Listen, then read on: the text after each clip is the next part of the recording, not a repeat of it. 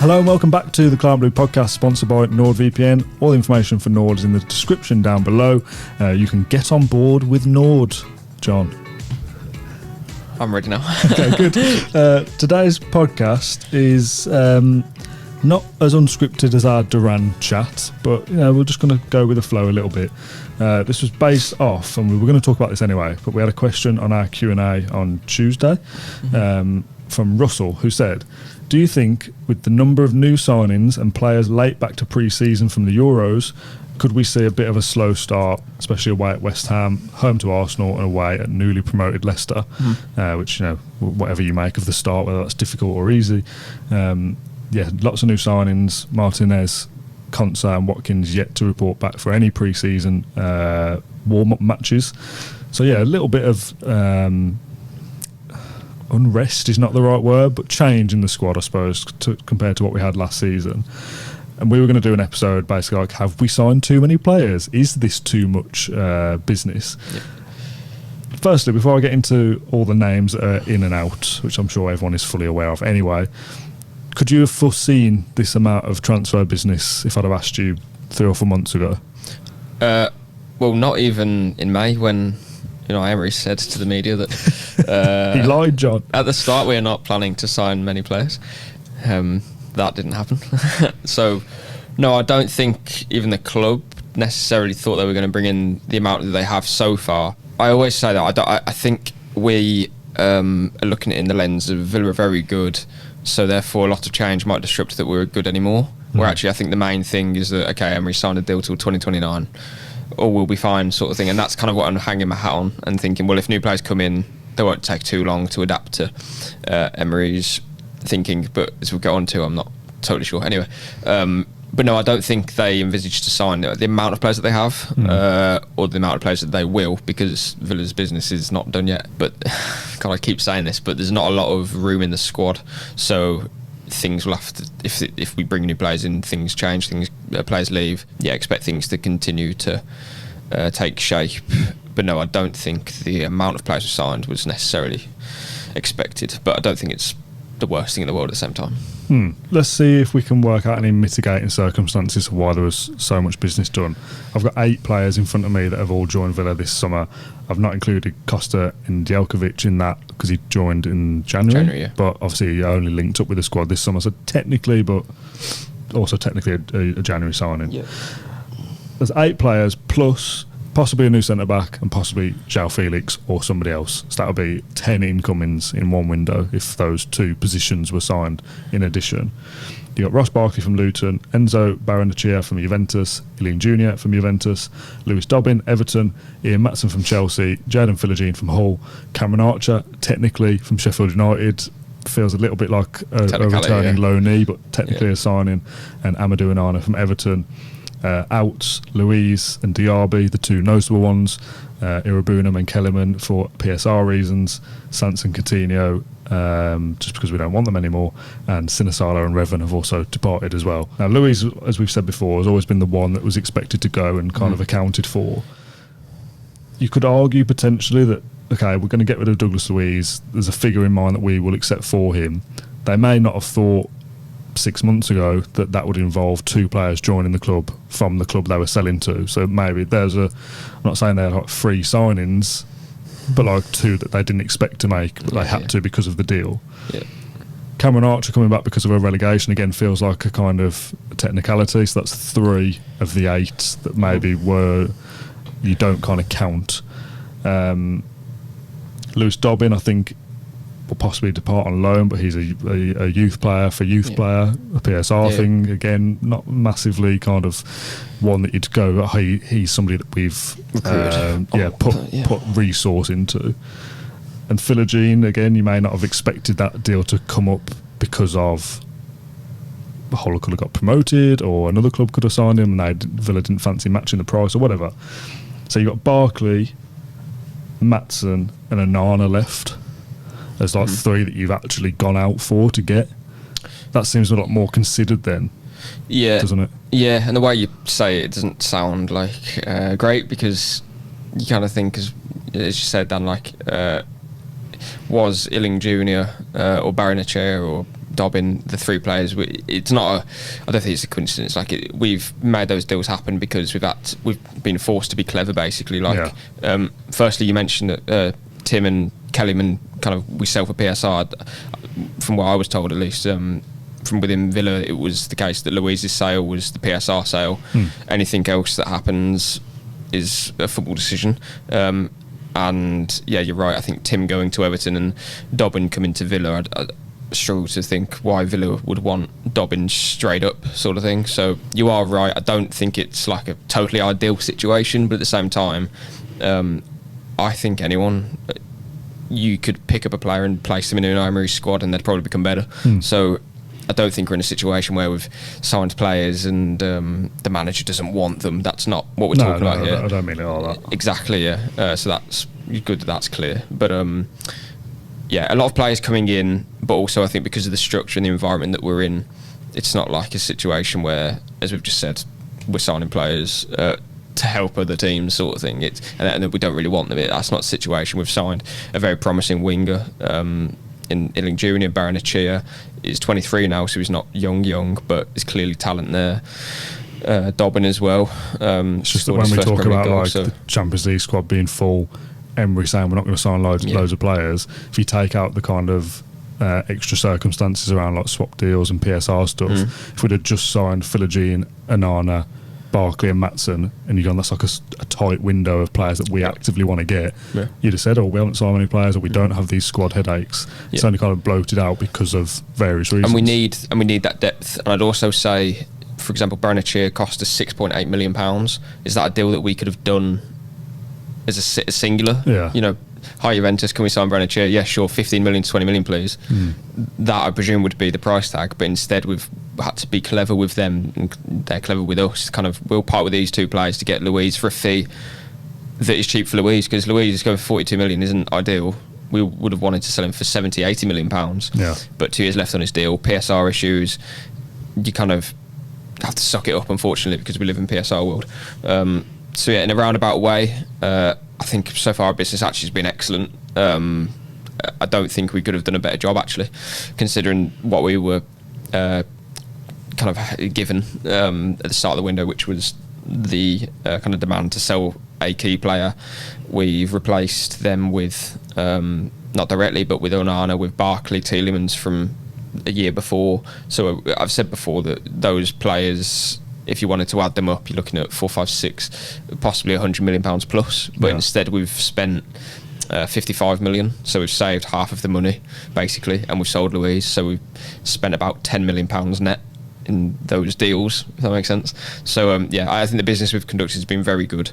I have issue with the defence, which we've spoken about previously, but yeah, considering what we were dealt with, I think we've come out of it really well so far. Yeah, I like how I like a lot of the like big Twitter accounts and Facebook accounts doing like the roundup of Villa are the biggest spenders in Europe with 180 million outlay or whatever, and all this based off transfer market values and all this kind of stuff. And it's like, no one ever looks at the other side of things, that we've made lots of money and we're just basically wheeling and dealing. And yeah, it's just like Villa, the Villa badge, Villa number 1, Juventus number 2, Real Madrid 3, or whatever it is. And it's like, oh, look at Villa spending big. How have they got all this money? And it's like, there's never any like bigger picture thinking with this stuff. It's just where like, your money from. Yeah, it's funny actually. Yeah, it sums up the kind of like, I don't know how to explain it, just kind of like either hysteria or fake news or jumping on a bandwagon, like that sort of stuff, and social media, that it's just encapsulated there. Yeah. Because what's the other side of the story? It's that we've basically kind of break even, aren't we, at the moment? Yeah. Well, you know, somebody asked I saw in the questions for the Q&A after we'd filmed it, would we have sold Luiz if we'd have known we were going to be able to sell Diaby? The difference there is that Luiz's book value was so low. Yeah, Diaby wouldn't have been as much as a profit, would it? Exactly. Yeah, on the books it looks, or it is. Sorry, the price that Juventus paid for Luiz. Sorry, whereas Diaby's we've only paid in terms of amortization or whatever. It would only be a fraction of whatever the cost was. So yeah, it's. I don't think so, and I think Villa planned for Luiz's exit 18 months ago. They're in a position where it was either a new deal or a new club. His value would have depreciated after this. I don't know if he's going to sign a new deal. So yeah, I have kind of no you know, ideally, yeah, we would have just sold Diaby, but I don't think there was a situation where that could have happened, to be honest. Do you think we're in a stronger position squad-wise than we were in May? Because we talk about the list of 80 and 8 out, obviously some youth players, Dobbin, Timurabunam, etc. But the big two, or the big three, I suppose, are Maatsen, Onana, and maybe Philogene for the incomings, and then Diaby and Louise for the outgoings. So that's 2 first-team players that have left this window. Yeah, I want to do the worst thing to do on a podcast and sit on the fence because we're not completed yet. So I don't think it would be fair to judge it. So, but I have my issues though, for sure. Like centre backs, we don't have Longley and we don't have a backup for Torres right now. Mings is obviously still out. That's a massive hole. Carlos and Conser, kind of question is, can we upgrade on Carlos? I think we probably can. But as we mentioned here in the previous video, Champions League squad, etc., we can't. Sick of you saying about the Champions League squad. Bring one in without selling another unless you take away someone else. So, are we in a better position? I would say we're not in a better position yet. Are we in a worse position? Ask me. In a few weeks. What I would say is, though, I like the depth that we have above the defence, apart from striker, because Duran, if he goes, what happens there? Does Archer stay maybe? But then is Archer the profile we want? I don't know. But the midfield area is bloated, so I'm happy with that. But then my other question mark is that if we've got someone who can play like Louise, I don't think so, not exactly. But then are we going to play like that? I don't know. So there's a lot of question marks, that's why I can't really nail my colours to the mast. Do you see a little bit of Louise in Enzo and what you've seen in pre-season so far? Not quite. I mean, yeah, partially, like he's very comfortable and confident on the ball. You can tell, I remember watching Louise in the first few games that he played for Villa back in 2019, and I'm seeing shades of that player, of cool, confident, kind of straight back, but on the pitch as well. Like that is literally how he plays. But different profile of player, more defensive minded, less willing to kind of break the lines as such, like Louise did. So yeah, different players, but I like what I'm seeing from him at the start. I think Tielemans is probably Louise's kind of like for like replacement, really. Yeah, I suppose so.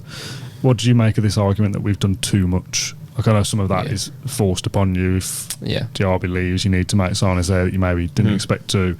Youth players leaving and whatnot is, kind of par for the course, really. It happens most summers. Is there such thing as doing too much business?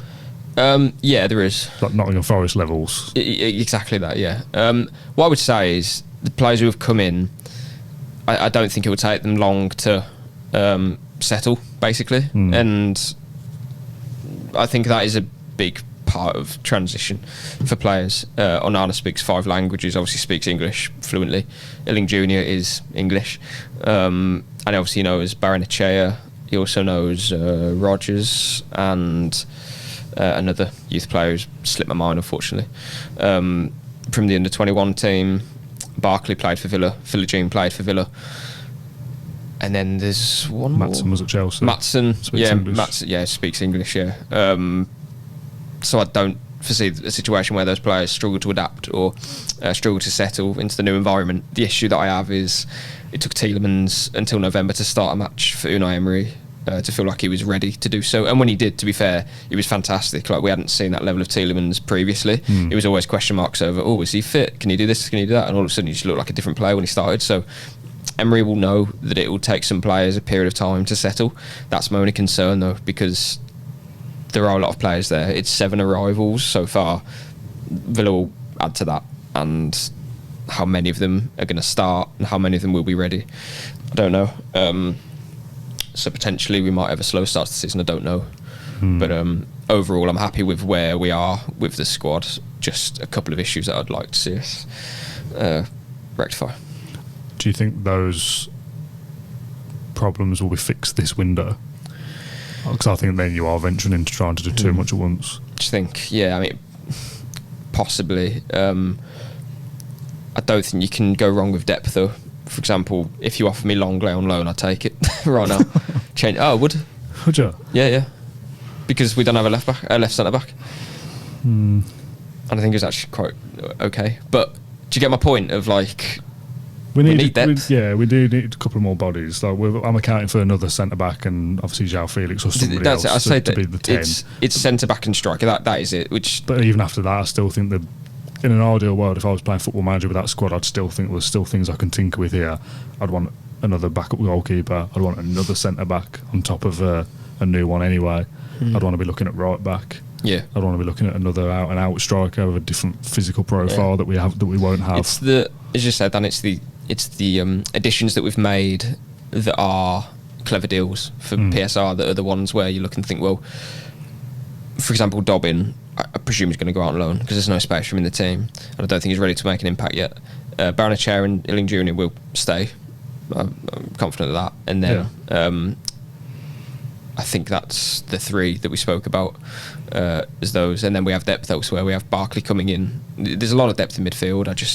I worry about centre back, striker, Durango's possibly. Then someone else comes in, but are they the right profile centre backs? We can't bring another one in unless someone else comes out. So there are a couple of headaches there. I totally trust Emery and Monchi that they know what they're doing. But yeah, we're kind of summarising what we know so far because there are a few things that need sorting. But I just hope at the end of the window we can sit down here and say, okay, that was sorted, that was ticked off. I'm happy with that. I'm happy with that. I think we also need to know how Unai's playing as well, which we'll know Dortmund, Bilbao, West Ham. So yeah, the next few weeks are going to be really interesting because, as you said, it's going to be the start of the season, end of the window. We're set then. And I do have some issues in my head that I kind of can't quite see where we're going with certain things, but that's just because I don't know. So we'll do a kind of best starting 11 just before the season starts. So what we've got for West Ham, basically, if we're picking 11, what do we go with? I have that right now if you want it. No, we'll save it. Okay. Because there might be other additions that come in and they'll be started straight away. Yeah. And then once the window closes, we'll do another kind of squad depth assessment of when we're going, Conor Gallagher here / new midfielder. We're going, no, this is actually what we've got to work with. This is who we're going to be here till at least January. We're not signing Conor Gallagher. That was just from a previous video. Yeah, that was a previous video. Not signing Gallagher now. But yeah, we'll kind of look at what we've got and we can then say, right, well, we were worried about centre-back 3 weeks ago, but now we've got X player in there now and he slots in here and we'll do it properly with everything that we've got. Yeah. I'd be interested to see what the dynamic would be if Villa were to start slowly. Because in my head, if we start slowly, we'll get better and we'll finish the season stronger, almost a reverse of what we did last season. That we didn't start badly, we didn't start amazingly, but we did end the season with a drop-off because of injuries and whatever. If we flip that and we start slowly because the new players are taking a while to settle, literally flip the results, but we suddenly start to get better and better and then fly up the table towards the end of the season, I'm sure everyone will be delighted with that anyway. But what would the dynamic and the reaction to that be like if Villa were, say, mid-table at Christmas? Because in years gone by, if it was a manager that you weren't really convinced by, you'd start to be thinking, was that one good season and we've kind of blown it a little bit? Is this guy not quite right? Yeah, with Emery, if we're not quite good to begin with, you'd think, well, that's fine because give it time. We know this guy can get things working. So would that change how people feel about it? If we're mid-table by the middle of the season, did you say? Yeah, like Christmas. Yeah, mid-table by Christmas. I mean, firstly, you won't be a million miles away from Europe anyway, possibly 6. But there would probably be some teething issues there. It would be we haven't replaced Luiz's output, or it would be we conceded too many goals from this. Or Diaby's. Of course. Diaby and Luiz contributed goals between them. Yeah, I'm in an okay place with Diaby though, because I feel like Rodgers can step up. Ramsey, if he stays fit, I don't even know how many goals he scored. One goal? He scored one, I think. 1 goal, 1 assist maybe. Ramsey, Brighton goal that he scored. So that's... Ramsey is almost like a new player. Buendia is basically a new player. Rodgers is an ever-improving player. So the Diaby sale I'm okay with. But the midfield... Plus we're all saying about João Felix is the one. We are going to add somebody else into that mix anyway. Yeah, of course. But yeah, the midfield element I'm not sold on, but again that's because I don't know. Maybe we're not going to be reliant on a midfielder of Luiz's ilk to do that, and we'll say the goals will be elsewhere. McGinn will step up again, or whatever it may be. And we might play 2 midfielders like Onana and Tielemans, but they'll play deep, or Barkley will play deep with Onana, and they'll kind of shield the defence and try and control the game rather than do what Luiz did, which was play a progressive pass and follow that pass and get the ball from the edge of the box, etc., etc. So we'll see how we play out, but yeah, it's only because we don't know exactly how we're going to play. That's why I'm not willing to say, oh, we have to do this or we have to do that. But we know that we have to defend. So that's why the defensive element is a big question mark for me at the moment. But certainly Onana goes somewhere to help in that, because he loves a slide tackle and he can head the ball. Right, John, I think we can call it a day there for this one. Have Villa signed too many players, or whatever I've titled this? I think the answer for now is no. The proof of the pudding is in the eating, as the phrase goes. Yes. We'll see if it's too many as the season progresses, but it feels like we're in a pretty good place at the moment, I think. So, thanks for joining me, John. Thank you for watching or listening to this episode of Claret and Blue. Get involved with your thoughts in the comments down below, and we'll see you on the next one.